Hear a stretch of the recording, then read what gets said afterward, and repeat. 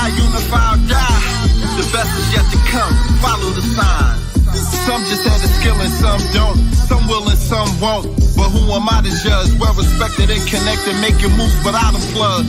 Westbrook flows and boots, I drop a triple dub. They hoping I lose, but they know how I move. Stand on my lonely, letting nothing hold me, showing I prove. Shine bright, me and this mic tight like Smokey and Q. Stick together, these peasants don't want no smoke, keep it cool. Please advise them, stop imitating, I see them jotting. City on my back and it's weighing, I need an approximate. Lane taking they self, no need to mop them. Ain't fading PZ, ACDC, I keep it rocking. Grew up in the time when they was junior black mobbing. I was on the stoop wildin', bumping Coochie rap bobble. For the rise, I see it vivid. Up the top, no need to script it. On my grind of reaching, taking planes and stopping me, forget it. Jewel dropper, solid as a rock, I move proper. Got true honor, my word is my bond. Superb with wordplay, I ain't got a curse when I rhyme. None before me, none to come. First of my kind, can't spin me with a 360. Put way too many hours in. Time to strip in the city. Babies need empowerment. Hurt me staying bottled in. Murder rate towering. The game been in need of relief. Is you following?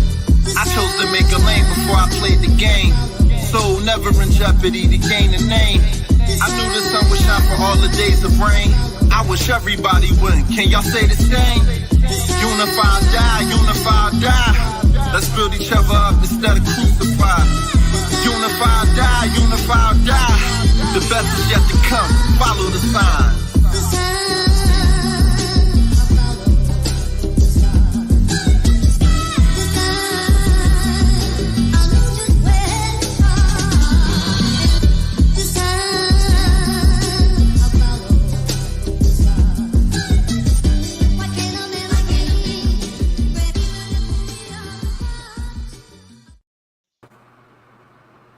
Peace and blessings, y'all. Welcome to another episode of Duke Lines Radio. Place for Knowledge is Born. This is your host, Knowledge Born Alive. We're here. We're blessed to have a trailblazer, to have a visionary in many facets, one who stands strong and stands firm and challenges us daily to be our best self and to bring our best self to the battlefield of the entrepreneurial space, whether we like it or not. One who bullies us into the mentality that is necessary for our success. So it becomes an honor and privilege at this time to introduce some, present to others, a business mogul and our coach, the coach's coach. We see the coaches, coach here in the building, Philly's own, the business bully. Welcome to the platform, my brother. How you feeling? I'm feeling absolutely awesome, Knowledge Born Alive. It's a pleasure to be here, man. Thank you for having me. Definitely. I see you in the trenches with the light work. You see what I'm saying? But it's heavy for many of us along the way. Yes, so, sir. A question I have for you, the title is Ideas to Impact. So, what was the shift in your mentality on how the business bully was born? What was the catalyst? What was the push? What was the motivation? I grew up and gave my entire childhood, adolescence, young adulthood, up into middle age into entertainment, broadcasting, television, radio, film, things of that nature. And what I found was the ideas that I was creating and cultivating, for these different companies I was working with and for, wound up making them a lot of money, and I wasn't making a lot of money. And I'm like, but they're taking this stuff that I'm suggesting and they're just running with it. And it's giving them crazy returns. And I'm like, so they're not going to cut me in on this. It's time to start making some different moves. And so I got myself to a point where I got fired. Which is always the smart thing. You listening to these gurus talking about quit your stupid. We don't quit our jobs. We get fired. That way you can get unemployment and plot your next move because you've already paid into the system. That's your money. And so I decided that if I can help these people who do not care about me make millions of dollars, then I can do that for myself and others. And so here we are. So during that process, like what was some of the steps that you could share in regards to you going all in on you because we got a lot of imposter syndrome now. That's Hmm. a terminology out here. All of those things. So how did you garner the strength in yourself to push all your chips into the table on you? Well, again, when you don't have a job, you don't have a choice. And I tried, to do other things, but after a while, you begin to realize that the more you try to fit in to somebody else's vision of you, the less you wind up being who you are.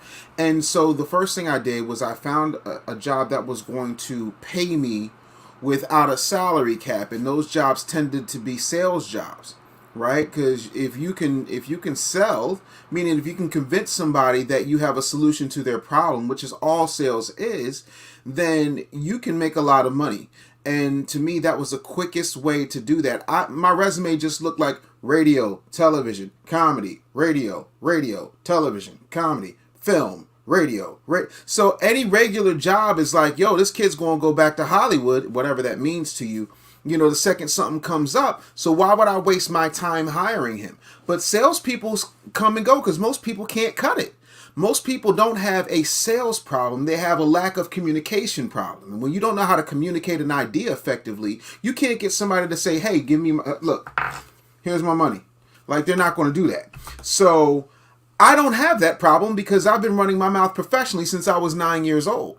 And so I started taking sales jobs, and those sales jobs began to be my silent investor in my business. And when I started to make enough money where I wouldn't have to do a sales job, I quit. But I doubled down on what I was really good at. And I wasn't, a lot of times, especially in this era, people are too cool for the room. They have too much hubris to lower themselves to go out here and sell, to lower themselves to go out here and do whatever. My mother, in order to put herself through college, worked on an assembly line, drove a school bus, did hair, did whatever she had to do in order to pay for her lifestyle and her education, and even, just growing up, you having two boys to raise. My mom did whatever I remember she would go to the thrift store. And here's something funny. When I was a kid, I used to think the thrift store was Bergdorf Goodman because that's what she called it. I didn't know Bergdorf Goodman was a high-end luxury store. I was like, oh, I go to Bergdorf Goodman every time. And they're like, why are you in the ghetto then? I didn't, that's what, mindset. You understand? My mother would take knickknacks and a hot glue gun and start selling white people at her teaching job these pins, and they would buy them left and right. So it's about taking the skills that your job harnesses to make money and taking those same skills and harnessing them for yourself to make money. On top of that, I need you to realize my grandfather used to call the television the idiot box. The idiot box has changed. This is the new idiot box. But in the right hands, this is a freedom box. This isn't a phone. This is a television studio. This isn't a phone. This is an ATM. This isn't a phone. This is a key to the entire universe. All you have to do is unlock it and be who you are.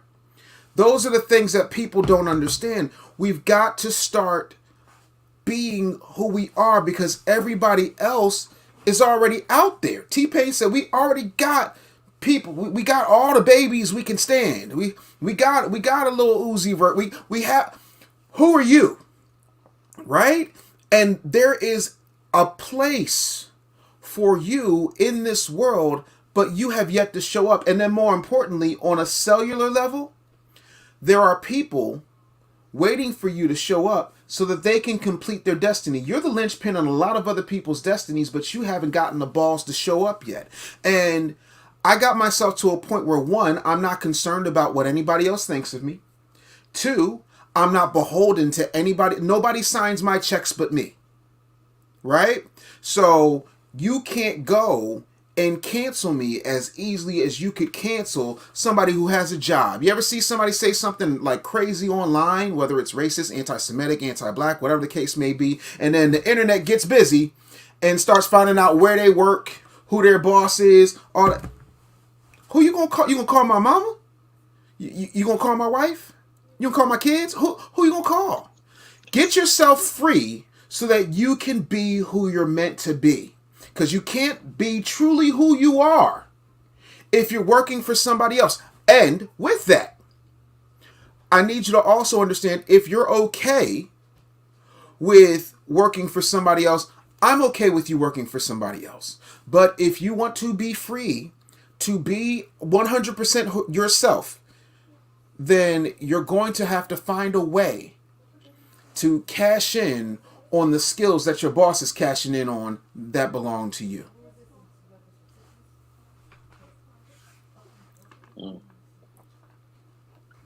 I heard the word, okay? I heard the word.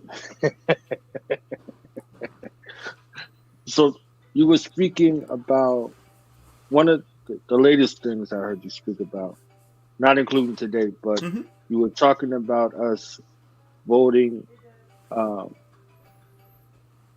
in the sensational space versus the reality. You know, this is an election year. You know, they're going to come with their song and they dance. They're going to have the hot sauce in their purses. Yes. And they're going to tell you ain't black and all of those things. I'm curious to hear your thoughts about, you know, what kind of song and dance we're going to see, and then how this affects, you know, those of us who are entrepreneurs and business owners. Okay. So, when I was a kid, I hated my childhood.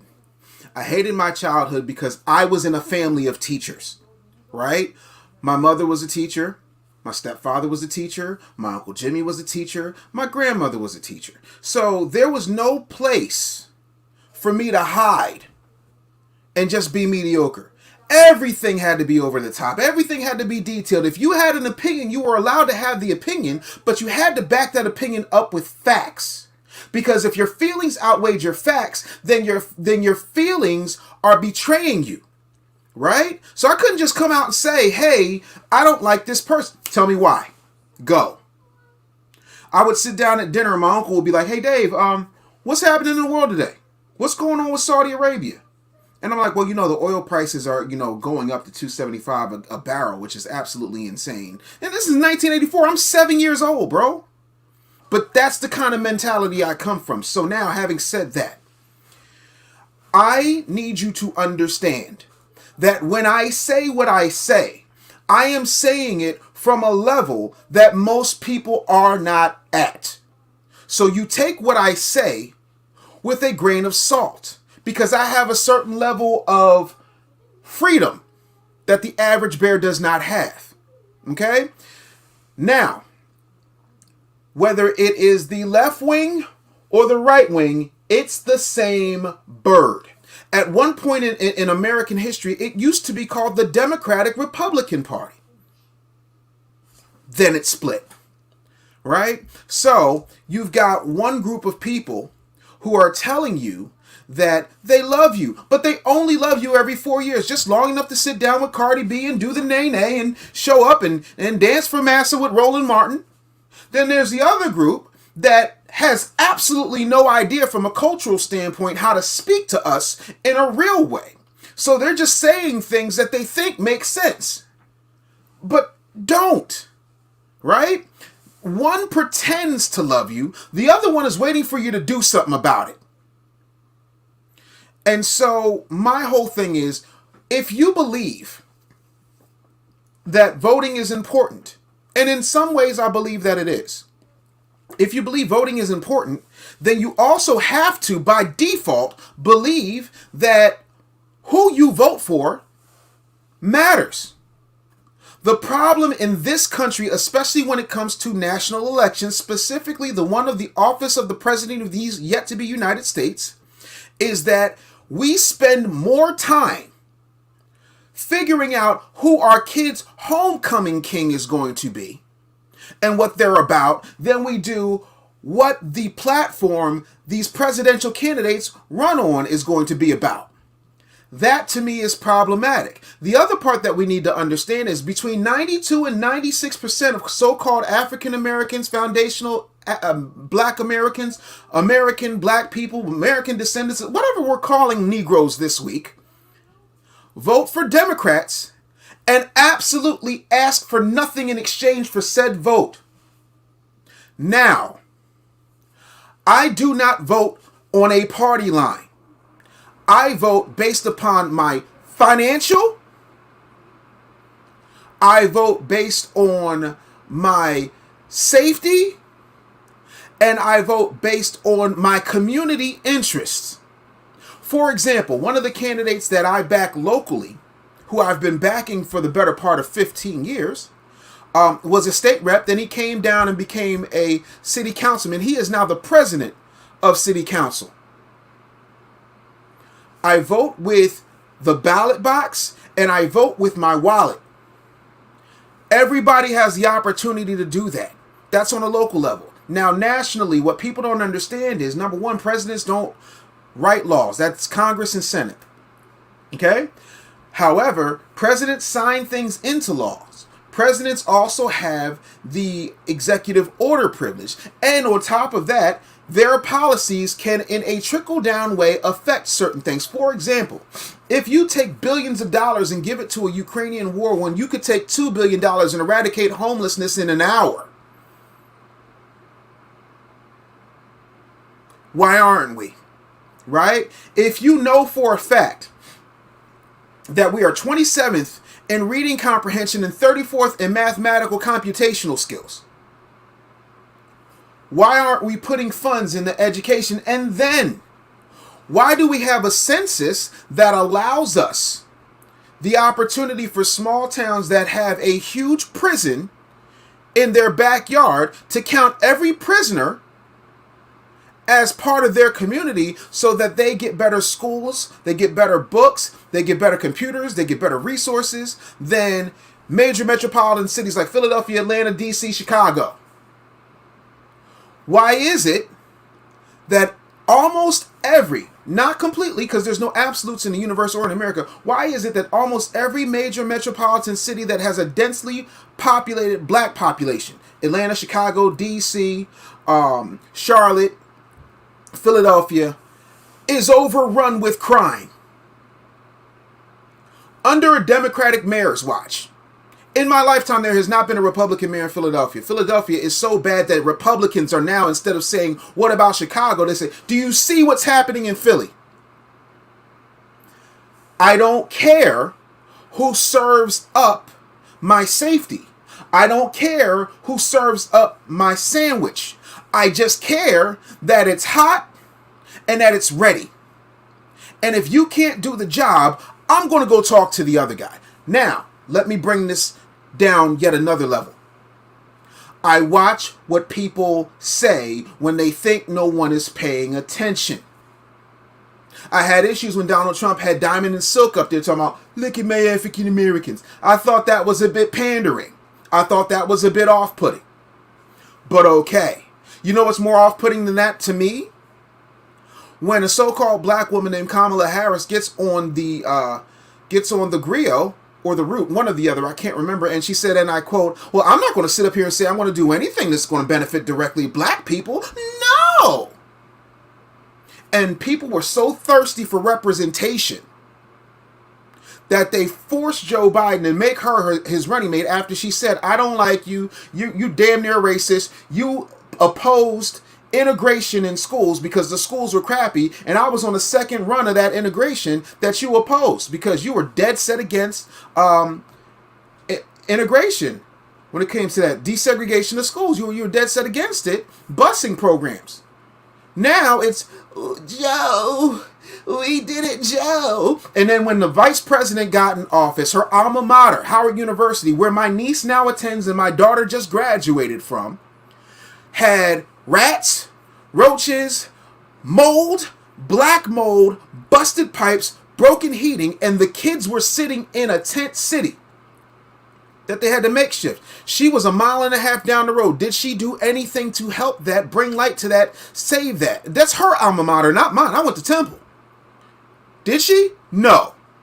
That's a problem for me. It is also a problem for me when I have a sitting president say things like, well, poor kids can learn as easily and as well as white kids, as if the majority of the poor people in this country are not white to begin with.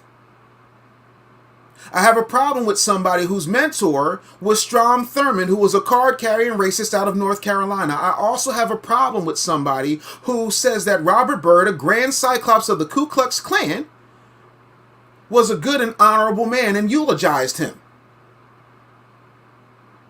I can't overlook the fact that this man stood on the Senate floor when I was a teenager and said that we were super predators. Everybody talks about Hillary saying super predators. Biden said it first. Then he said, if you have a crack rock this big, I'm going to make sure you do 25 years. Mandatory minimums, sentencing. 1 out of 3 black men is going to be in prison because of what he wrote. And then Bill Clinton signed into law. We act like that didn't happen because he puts on a pair of sunglasses and says that if Cardi B is Cardi B, he's Joey B.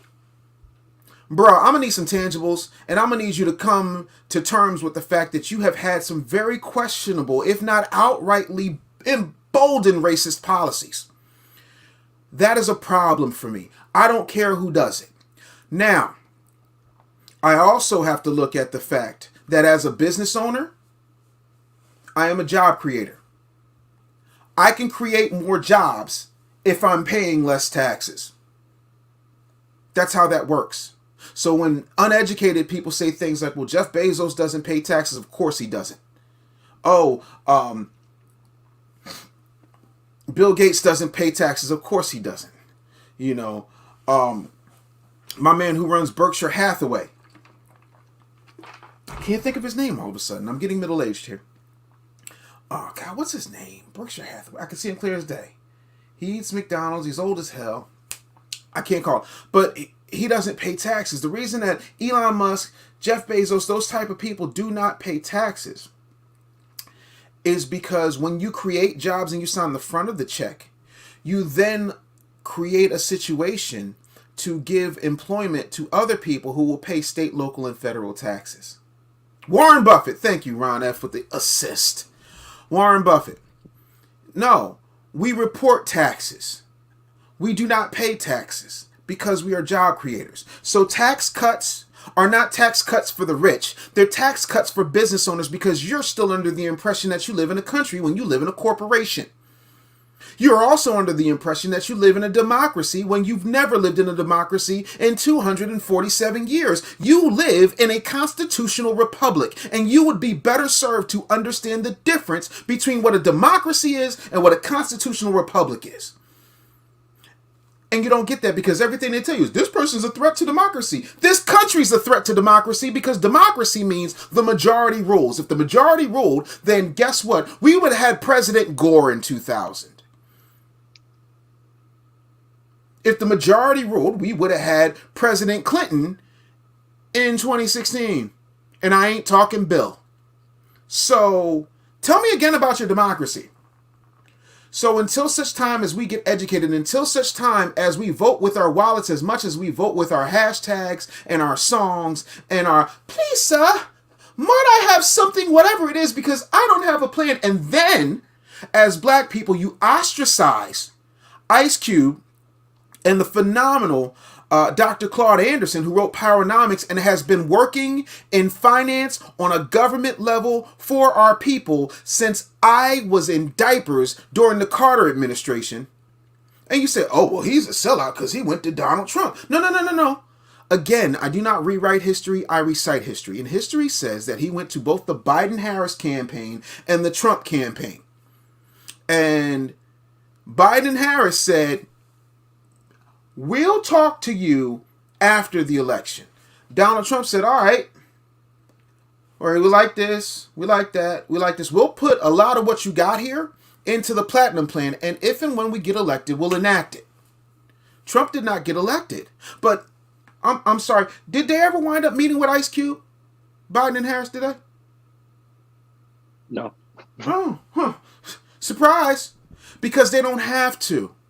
Because they already got the vote without having to do anything. And anybody coming along and saying, hey, demand something for your vote is somehow a problem, is somehow automatically ostracized, is somehow a sellout, a bootlicker, Uncle Tom, Shade Tree Coon, because they said, I want something for my vote. Every other group in America, including the LGBTQIA++ minus sign hashtag symbol, has people and representation on both sides of the political aisle and everything in the political spectrum. And if you think I'm lying, please explain Caitlyn Jenner to me, because she's a card-carrying conservative.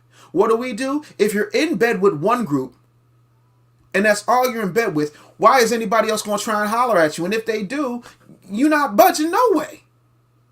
So it's important that we at least educate ourselves and understand that 5th grade civics, Republicans believe and conservatives believe that government governs best when governs least. In other words, leave me alone to pursue my happiness. Let me go out here and make my money, and you stay the hell about my life, right? Democrats or the liberals believe that government governs best when they govern most. You're not capable of handling this. Let us handle everything. Oh, no. You don't need a say. You don't need nothing. Right? I hear my people complain about school boards and this, that, and the third, but they never show up to the school board. You know what I love in Chicago? These illegals, in these sanctuary cities, got black people fired up for the first time in my 46 and 1/2 years. They fired up because these illegals are coming to these sanctuary cities and taking benefits that are being paid by tax-paying black people. Because make no mistake, Chicago is a chocolate city. Excuse me. And they're like, yo, why are you giving this to people who aren't even citizens? We've been paying taxes. We can't get housing. We can't get daycare. We can't get help. And the inept black mayor is sitting there like, well, we's gonna be a sanctuary city, and we's gonna continue to help them people. And we understand your concerns. We hears you, but nothing. And you know why nothing changes? Because you have not made anybody feel it. You have not threatened to take your vote away. You have not taken your power back, because you literally laid it low and spread it wide and busted it open for a party that has ignored you longer than I've been alive. And I'm not saying you go to the other party. I'm saying you make the other party and everybody work for it. You make people work for it, they're incentivized. If you know you're going to get paid $1 million, whether you ever see somebody with a guaranteed contract in a professional sport? Yeah. They either try to get more money by going out there and winning a championship, or they do absolutely nothing and wait out their contract. Guess what? So that's my take on it. Hope that answers that. Definitely. The state of the black race, your favorite subject of all. Wow. I think we're lost.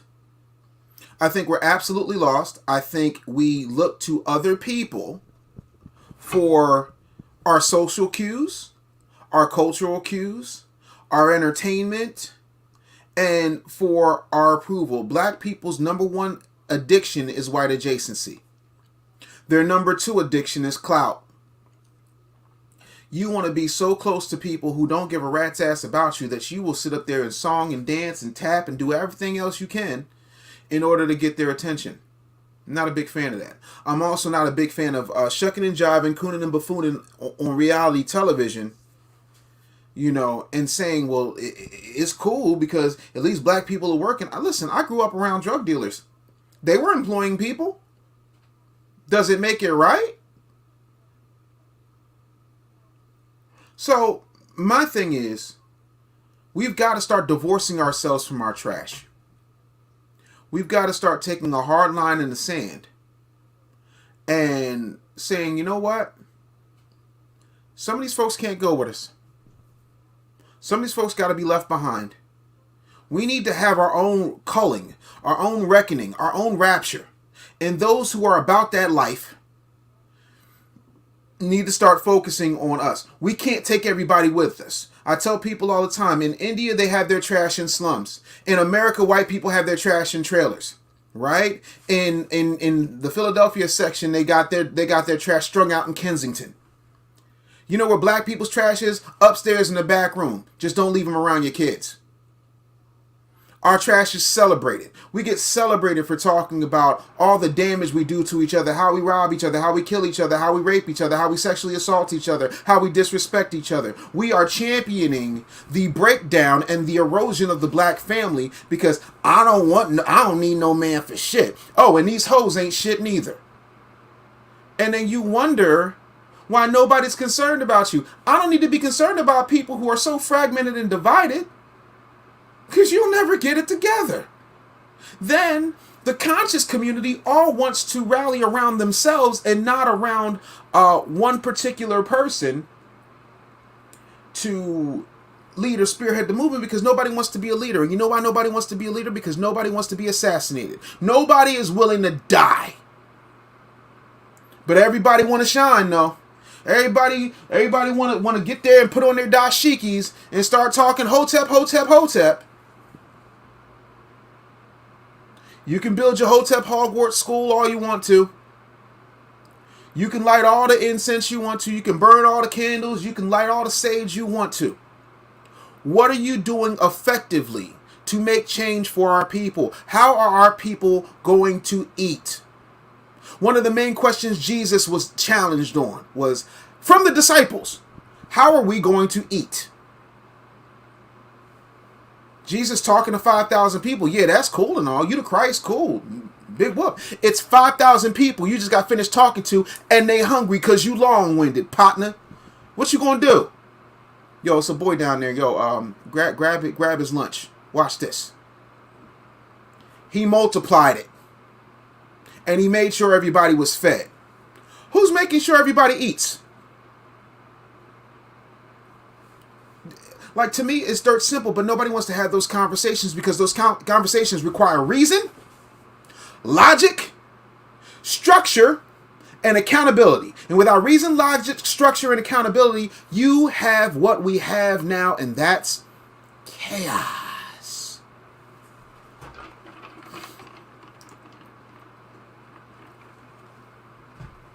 Last question, and I want to thank you for your time. Well, I have two. Sure, take your time. Reparations. Okay. You want to know my take on reparations? Yes. Sure.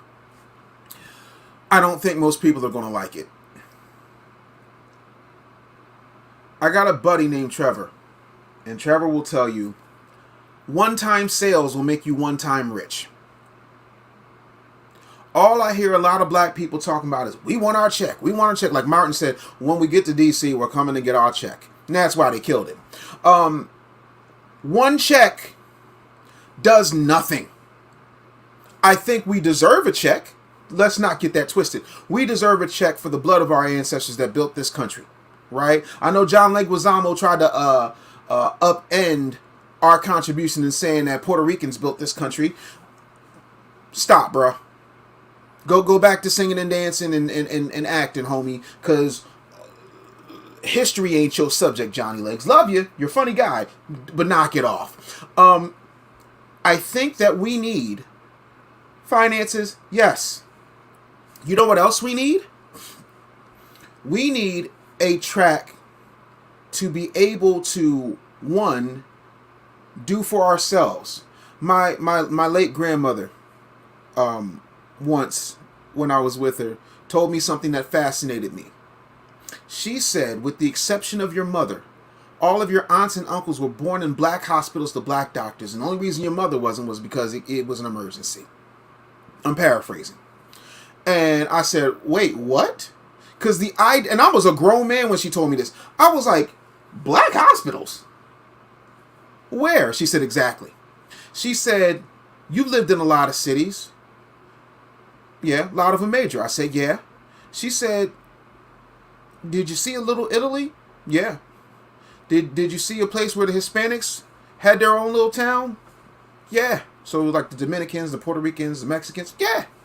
Right? Did you see a Jewish place where they had delicatessens and jewelry stores and tax services and dentist offices and lawyers' offices? And I said, yeah. She said, how often did you see this? Damn near every single time. She said, where were all the black people? And I was like, oh, the black people was always in the hood. Oh.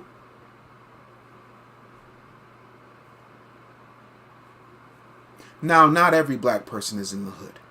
But where's Brothertown? Where's little black America? We ain't got it. The Mormons got Utah. The natives got Choctaw.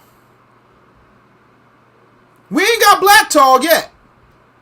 You understand what I'm saying? So I feel like we need an area of land. That's point number one. Point number two, we do need finances. And I think we need to be able to put those finances in a trust that grows over time. Right? I also feel like every black person should get at least $1 million in index universal life insurance from the federal government so that we can take that money and we can borrow against it. Also, there needs to be $2 billion earmarked for black exclusively owned financial institutions. So that's banking, that is real estate agencies, that's accounting firms, that's everything that has to do with the financial sector, including our own brokerages, stock houses, the whole nine. Then, have you ever seen the movie Armageddon? Yes. Do you remember the last thing that the drillers asked of the United States government before they decided to go off into space and save everybody from that asteroid? Do you remember the last thing they asked for? No. They said, and we don't want to ever pay taxes ever again. Okay. Black people should never have to pay federal or state taxes ever. Our education, whether that is a college education, a vocational school, any type of laborious training, so if you want to be a welder, skilled labor, anything like that, should automatically be covered. Right? Point blank and period. And then, on top of that, we should be first in line and automatically given government registry for government contracts. Preferentially. Automatically earmarked. Our businesses, the second we file them, need to be earmarked as government contracted capable in the categories that we register said business in. That simple, easy, 1, 2, 3. Oh, and yes, by the way, reparations should also include any single record company, any single movie house, movie studio, publisher that has taken from black people and give them their publishing back. And all of the money that they made with said publishing, the government needs to subsidize that. Because I know a lot of that money's gone, which is why Puffy gave back the publishing. But the government needs to subsidize all of that money from those companies that they benefited from, because all that money was taxed too. So guess what? Run that back too. Also, every team should have between 35 and 49% black ownership for every major sport that black people dominate at 60% or better. So that is football, basketball, boxing, UFC. There's an argument to be made for baseball and hockey, but not really. That's how you get there. That's what I would do.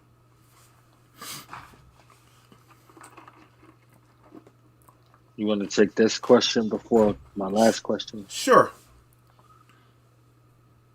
It says, do you think the system plays a role in our destruction/distraction? We as the people don't get in this position by our own volition. Okay. My Uncle Byron told me something that I call the popcorn theory. Have you ever had a microwave bag of popcorn in your life? Most definitely. Okay. In that bag of popcorn, I will contend I wasn't there when you popped it, but I imagine you put it in, whether you hit the popcorn button or put it in for 2.5 minutes. It popped. It was delicious. But at the bottom of the bag, you noticed there were some kernels that just were not popped? Definitely. Cool. So, what you're telling me is that you can put something or a group of somethings in the same environment, subject them to the same conditions, and yet some will pop and some won't. I grew up in a slum. I chose to pop. Yes, there are systems in place that are diametrically opposed to black success. There are systems in place that need you to be dumb and stupid and uneducated. I remember in 1984, my mother was teaching, and after a parent-teacher conference, I said to my mother when she came home, I said, Mom, I would ask her this every day she would come home. I'd say, Mom, how was your day? She'd say, over. And this particular day, I said, Mom, how was your day? She said, you're not going to believe this. I said, what? She said, a woman came in to see about her son. And the woman said, my son came home talking about Jesse Jackson. Well, who in the hell is Jesse Jackson? Michael Jackson's brother? And she was serious. The thing of it is, we have got to realize that we are willing participants in our own destruction. Not since 1992 has there been any balance in our entertainment. And any attempts to have balance in our entertainment is met with shock and controversy. Allow me just a little bit of latitude. For example, there was a guy named Nate Parker who arguably was on his way to being the next Denzel, right? When he was in college, he was involved with some chick, right? There was a trial. He was found not guilty. But even still, the press bought that up and they dragged him all through the media. Then, because he made a movie about Nat Turner, who led a very successful slave rebellion, because they were trying to buck break him, and because he could read, they would have him go and read a very segmented slave Bible to the other plantation slave population, right? And then he realized, like, yo, it's more of us than there is of that. We need to kill these bastards. Because Nate Parker decided to do that movie, and Byron Allen, you can say whatever you want to say about Byron Allen, but this is a fact. Byron Allen damn near begged him to say, let me distribute this movie. Because if they do it, they're going to do a number on you. And you can say whatever you want to say about Byron Allen. I got a lot to say about him, but that's not the point here. The point here, he tried to warn him. Because Byron Allen, just like me, has been in Hollywood long enough to know that if there's certain lines you cross, it's over with for you. And they dragged him. They also did the same thing to Jason Mitchell, who was in Kong Skull Island. He was on a show called The Chi. He's a brilliant young actor. Some girl said some stuff. It was turned out it wasn't even true, but removed from The Chi, tried to blackball him, so on and so forth, right? Then you have Jonathan Majors. Big African features, strong, ox, big buck looking brother. Thespian through and through. Oh yeah, guess what? He got found guilty of assault for running 6 New York blocks away from his ex-girlfriend, who then went and partied all night, got drunk, had nothing wrong with her hand according to video footage, right, after chasing him. Then went back to his apartment and was found laid out in a closet. He called the police because he was concerned about her after he stayed in a hotel and found her in his apartment along with the maintenance guy. Gone. Do I think that the system plays a role in it? The system is the role. And because you decided to be subject of the system because what you have isn't good enough. Google a black man named Brian Hooks. Brian Hooks used to be the most laughed at man in Hollywood because he wasn't trying to get his movies in theaters. He was going straight to video stores. And everybody said, I ain't trying to watch your little straight to VHS movies. I ain't trying to watch your straight to DVD movies. Yeah, I remember. Brian Hooks is a genius. You know the difference between a crazy idiot and a genius? Time. And the problem is you let everybody else dictate what makes sense. There's a bunch of old white men sitting in a boardroom telling you what's cool, and you're buying it because all they got to do is take their artists who are on their own record companies and have subsidiary record labels and say, I need you to sing about this, and you're going to do it every single time. I will give you some examples. Give me 2 per. I need 2 per so I can get the stomping in my Air Force Ones. 268% increase in Nike sales that year. And it has not come down even in a recession, even right now when we have inflation hitting us. Air Force One's still selling. Right? Let me go back further. My Adidas. Run DMC made that song before securing a deal with Adidas. And Russell Simmons, say whatever you want to say about Russell Simmons, had the Adidas reps come to Madison Square Garden and said, everybody take your Adidas and put it in the air. And they did, and then they got a deal. Let me fast forward a little bit. Yin Yang Twins is making songs about Grey Goose. Didn't even secure a Grey Goose deal. We have power, but our power in a lot of times, because of the hands we put it in, is about as safe as my 8-year-old having the keys to my truck. We have got to start taking control of not only the talent aspect of it, but the business part of it. Because we love the show. Negroes love the show. Because the show's the fun part. Everybody loves the show. Shit, I grew up doing the show. Now I do the business. Because it is show business. Show business. Without the business, there's no show. But when you look at the NBA, when you look at Major League Baseball, when you look at the NFL, when you look at the record industry, when you look at the movie industry, everybody in charge don't look like you. And if they do, they answer to somebody else. Oprah answers to Discovery Communications, and when she's not answering to them, she's answering to Lionsgate. Same thing with Tyler Perry. The only one who's unbought and unbossed is Byron Allen. Master P, if we don't count No Limit Records, which is distributed by Universal. At what point do we start making owning the means of production sexy? Not these hit-a-lick guru-ass Negroes out here. People who are putting their own money up and going for it. And when they do, right, and this is something ill. Look at Dame Dash, right? Now TMZ is like, oh, well, Dame Dash said he only made $6,000 last year. He's broke. So why he always talking about, I'm a boss, this, that, and the third? Y'all are so dumb. Y'all are dumb. Let me explain something to you. You're talking to Dave Anderson, the business bully, right? I'm Spider-Man. I'm Mickey Mouse. I'm Lady Eloise. I'm the name on the package. David Anderson, the man, the father, the husband, the son. Oh, he broke his shit. And when you figure out the difference, you'll have everything you need in order to be successful. But you have got to start by rejecting the system. Because it's the system that controls you. It is the system that takes a few of you and bastardized what W.E.B. Du Bois meant when he said talented 10th. They take a small percentage of you and they give you everything. I can give millions of dollars to 20, 30, 50 people. There are 750 billionaires. Only 7 of them are black. Most of you can't name 3. Because they're not sexy enough. They ain't on a red carpet. Then, and this is important, whether you're my good friend Styles P, whether you are Taraji P. Henson, or you're Viola Davis, I'm going to need you Negroes to read your contracts and get better representation, because how dare you complain about something you signed up for? I've done things that have made hundreds of millions of dollars on behalf of other companies. And I'm not mad at it.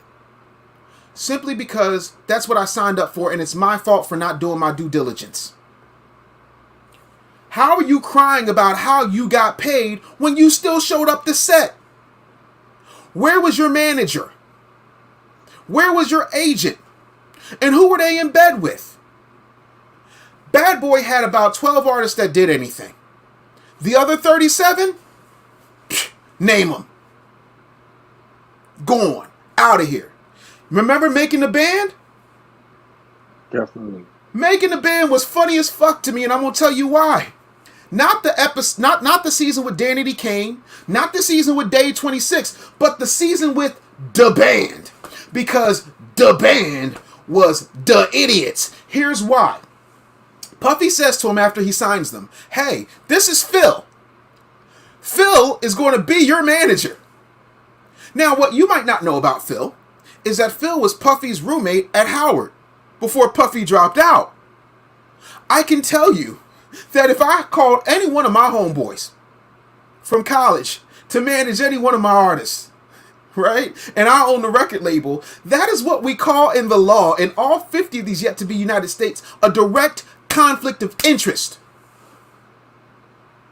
Because he has a personal stake in making sure his friend sees the better end of that deal versus these dumb clucks who are splitting 8.5% while the label gets 92. At some point, do you not think, and please miss me with the, oh, well, they got to make it out the hood, because those days are over with, boo-boo cakes.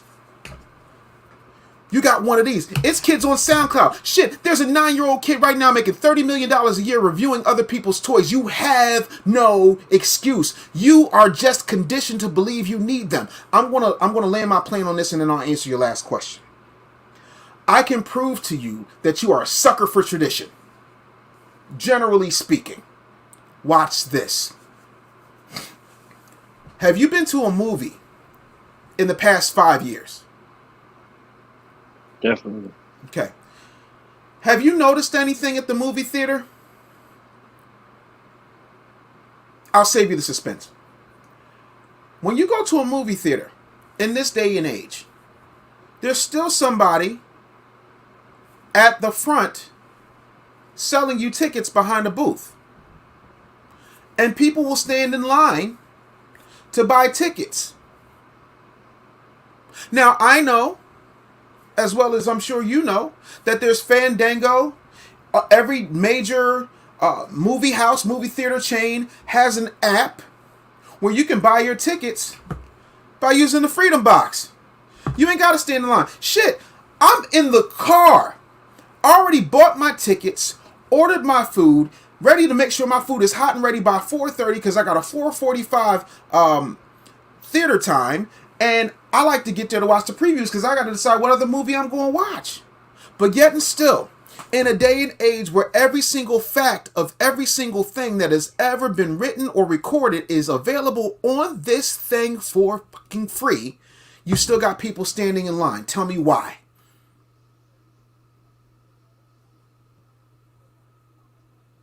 That's tradition right there. It is tradition, and it is constant nurturing and conditioning to accept the status quo and reject anything innovative until it becomes the norm. As a result of that, you are constantly still thinking that you need somebody to come down from on high, whether that is Puffy, whether that's Jimmy Iovine, whether that is Clive Davis, who destroyed everybody from Whitney Houston to Milli Vanilli, to sign you when you can sign yourself. There is nothing preventing you from getting directly to the people. For the first time in history, there are no gatekeepers unless you continue to stand outside of the gate, not realizing there's a big wide open hole in the gate if you just move 3 feet that way. So yeah, the system does play a part. But why you keep signing up to get cast by the system? Because the system already has a cast. C-A-S-T-E. Y'all ain't caught that.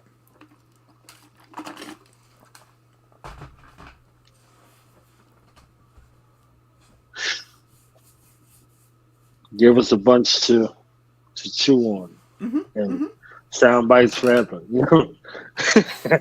Not sound bites forever. Yes, definitely. I want to thank you for your time. I want to thank you for coming on and spending a little time with us and giving us a proper perspective. I see why your coaching strategies are so effective in that space is a center of accountability. Looking at your background and all of this time, either you're in sales, either you're selling or you're being sold. Last I checked. Yeah, so, for the folks who say, I ain't no salesperson, everything you got on belongs to somebody. Yep. Somebody sold it to you. They found somebody to pay some pennies or some peanuts or some other medium of exchange to sell it to you. They made you like it. They made you want it. They made you argue with your loved ones about it. They make you go in debt for it, whatever the case may be. So it's something to look at it. So, two things. First, I need people to understand that you are going to pay now or you're going to pay later, right? And I tell people all the time, freedom ain't free. right? You have to invest at the level you say you want to be at, right? Everybody pays. There are no free rides because you're going to pay one way or the other. Ass, cash, or grass is what the truckers used to say, right? The other part of that is, if in fact you want to be coached by me, you want to grow and build your business or scale your business, no problem with that. The link is right there, thebusinessbully.com, without paid ads. But I don't run the United Negro College Fund. I don't run a charity, right? We've got plenty of options from a financial standpoint, and we get results. But I'm not your genie. I'm not Will Smith, nor am I Robin Williams. I don't grant wishes. I hold you accountable, and I teach you what you have not learned in school, right? The other part of that is, until such time as you go back to that college that failed you and demand a refund from your bursar's office, don't come over here about my prices or the investment it costs to work with me. Get your weight up, not your hate up. And secondly, he's pretty. Oh, that was about 100 pounds ago. I'm about to switch that out. I gotta switch that out. I'm still a little chunky in that one. We're gonna record a new one. I'm gonna have it up by Monday. Now, Knowledge Born Allah, you said you had one last question, and I don't want to leave it. I know you got stuff to do, so do I, but I want your last question.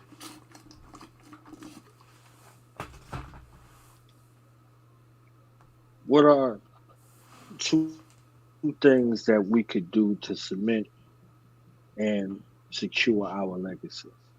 Actionable. From a Actionable perspective. Find somebody who is just funny enough, just smart enough, just different enough, and more than good looking enough for you to spend the rest of your life with. Marry them and build something. The greatest gift we have is black families. I know that sounds really old-fashioned, but if you think I'm lying, look at the Jacksons. Look at the Braxtons. The Bible says, be fruitful and multiply. Right? The other part of that is, I think you should start getting some life insurance. Because up and down my timeline, I see a whole bunch of people dying and even more people talking about, oh Lord, what's we gonna do? We's got to have a fish fry because Pookie ain't had no insurance. Because Pookie has been conditioned to believe it is stupid to save money for somebody else. Everybody else understands that aside from the Industrial Revolution and all of the spoils of slavery, the main way the dominant society in this country got generational wealth was through whole, not term, whole life insurance policies, right? The other part of that is, if and when you're smart enough to be fruitful and multiply, do whatever you have to do. And I mean whatever you have to do. Like Beyonce's coming to perform a concert 2 doors down from you. Do whatever you have to do in order to homeschool your children. I find it absolutely deplorable that black people are sitting up here complaining about the government taking black history out of schools when I don't know the first thing about a Vietnamese American hero. I can't name you any particular Ethiopian American hero I learned about in school. I can't tell you any Polynesian American hero I learned about in school. So what makes us so special? And then if you look at the government and say, oh, the government's the enemy, then why are you trusting the enemy to educate your child? How does that even make sense? I never heard anybody, who experienced any type of Holocaust go, yo, what we should do? We should send our kids to not school. That sounds insane. It sounds insane.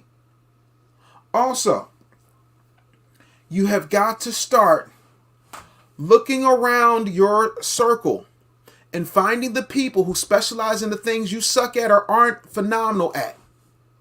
And you bring them in. I will give you a real world example that you can't argue with. There is a man named LeBron James from Ohio. You might have heard of him. LeBron James played basketball with like 4 other dudes. You know what those 4 other dudes do right now, with the exception of 2? They work with and for LeBron. and they ain't playing ball.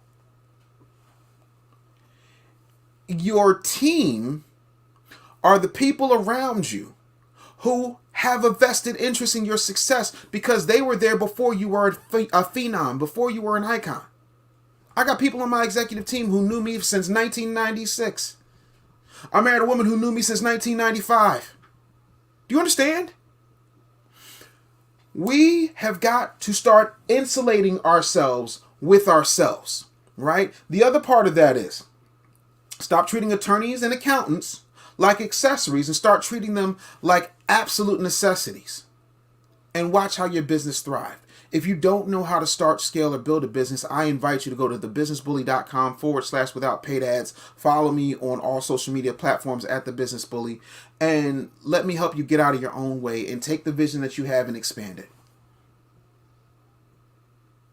Ladies and gentlemen, The Business Bully. Thank you for your time, my brother. Thank you. It's an absolute pleasure, man. I hope that it was worth it. I hope I gave you something to run with, and I'm thankful for the opportunity to be able to speak to your audience. That's what the great ones always say, I hope. Thank you. We out, y'all. Peace and love.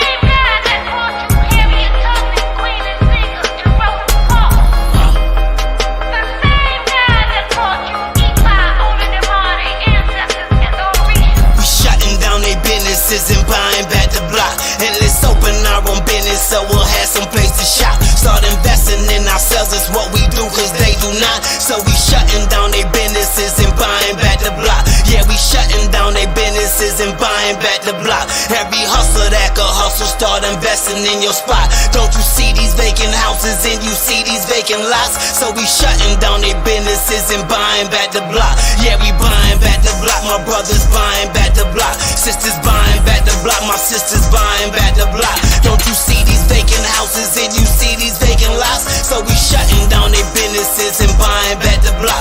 Yeah, we buying back the block. My OGs buying back the block. Youngins buying back the block. My youngins buying back the block. Start investing in yourselves is what we do, cause they do not. So we shutting down their businesses and buying back the block. If we gon' get this cash and chop, this bullshit's got to stop. All this his beef, her beef, this and that, man, let's just get some guap. Dodging SWAT and got the digi, really, let's invest in stock. I suggest we cash some checks, it's really just a building block. See my circles talking cheese and bread and dough like pizza box. So let's get some cheese and bread and dough for our own pizza shop. And we never needin' your fast food when auntie making plates, cause that's fish and fries, you get 2 sides of drink and slice of cake.